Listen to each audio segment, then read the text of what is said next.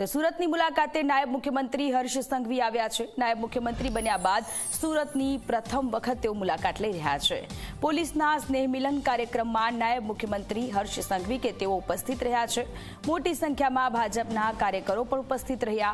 હર્ષ સંઘવીએ દિવાળીની શુભકામનાઓ પાઠવી છે। નાયબ મુખ્યમંત્રી બન્યા બાદ હર્ષ સંઘવી કે જેઓ દિવાળીના પર્વની ઉજવણી કરવા માટે સુરત આવી પહોંચ્યા છે। પોલીસના સ્નેહ મિલન કાર્યક્રમનું આયોજન થયું હતું અને એ કાર્યક્રમમાં તેઓ ઉપસ્થિત રહ્યા છે અને પોલીસના કર્મચારીઓ સાથે તેમના પરિવારની સાથે તેમણે દિવાળીની શુભેચ્છાઓ આપી છે।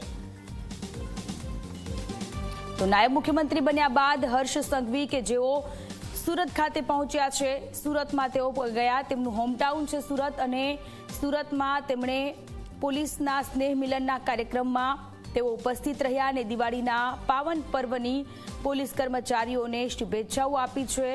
નાયબ મુખ્યમંત્રી બન્યા બાદ પ્રથમ વખત તેઓ સુરત પહોંચ્યા, તેમના હોમટાઉને પહોંચ્યા અને ત્યાં દિવાળીના પર્વની ઉજવણી કરી। ડેપ્યુટી સીએમ બન્યા બાદ આજે હર્ષ સંઘવી પ્રથમ વખત સુરત ખાતે આવી પહોંચ્યા છે। આપ જોઈ શકો છો હર્ષ સંઘવીનું અહીં ભવ્ય સ્વાગત કરવામાં આવી રહ્યું છે। ઢોલ નગારા સાથે હર્ષ સંઘવીનું અહીં ભવ્ય સ્વાગત કરવામાં આવ્યું છે। જે કાર્યકરો છે તેમાં અનેરો જે ઉત્સાહ છે તે જોવા મળી રહ્યો છે અને ખાસ કરીને આજે હર્ષ સંઘવી જે છે તે સરસાણા ખાતે પોલીસ પરિવાર સાથે સ્નેહ મિલન કાર્યક્રમમાં ઉપસ્થિત રહેશે। આપ જોઈ શકો છો ઢોલ નગારા ખાતે તેમનું ભવ્ય સ્વાગત કરવામાં આવ્યું છે।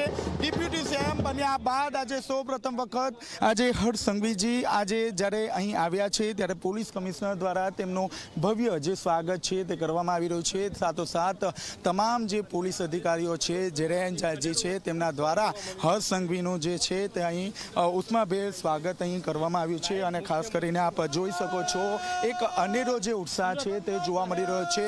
અત્યાર સુધી તેઓ ગૃહમંત્રી તો હતા પરંતુ સાથોસાથ તેમની જે જવાબદારી છે તે જવાબદારી વધારીને તેમને ડેપ્યુટી સીએમ બનાવવામાં આવ્યા છે। ત્યારે આપ જોઈ શકો છો એક અનેરો જે ઉત્સાહ છે તે ઉત્સાહ લોકોમાં અહીં જોવા મળી રહ્યો છે।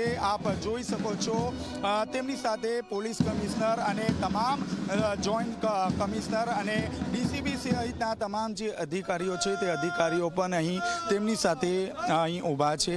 સૌપ્રથમ તો હર્ષ સંઘવીનું ભવ્ય સ્વાગત કરવામાં આવ્યું છે અને ત્યારબાદ તેઓ પોલીસ પરિવાર સાથે દિવાળીના પર્વની ધામધૂમથી ઉજવણી કરશે।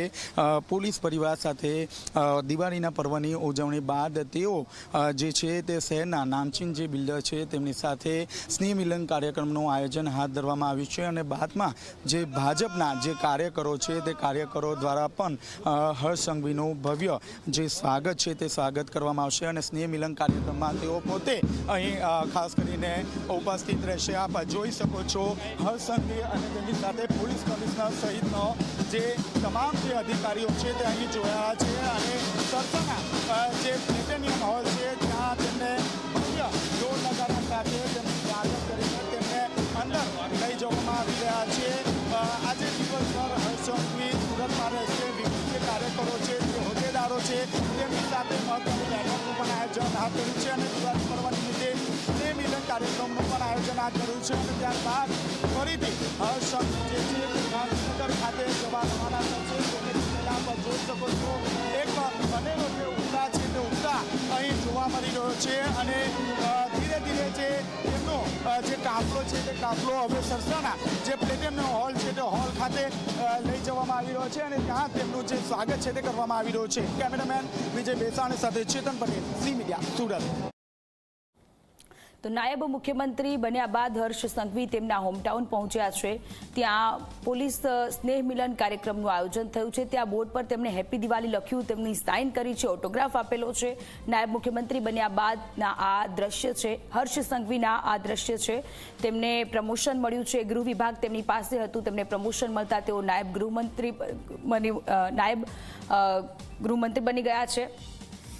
નાયબ મુખ્યમંત્રી બન્યા બાદ સુરતની મુલાકાતે હર્ષ સંઘવી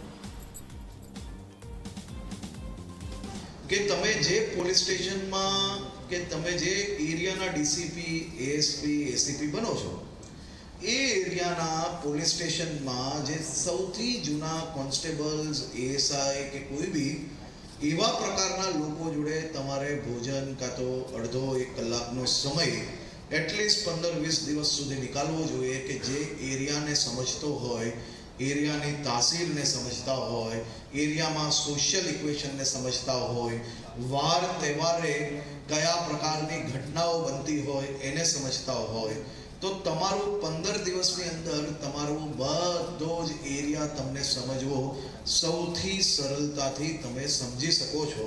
અને અનેક લોકોએ આ પ્રયાસ કર્યો.